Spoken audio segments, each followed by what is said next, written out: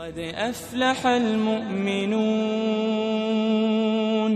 الذين هم في صلاتهم خاشعون والذين هم عن اللغو معرضون والذين هم للزكاة فاعلون والذين هم لفروجهم حافظون إلا على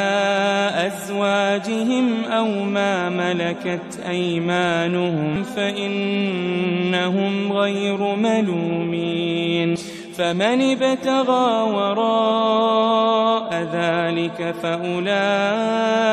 هم العادون والذين هم لأماناتهم وعهدهم راعون والذين هم على صلواتهم يحافظون.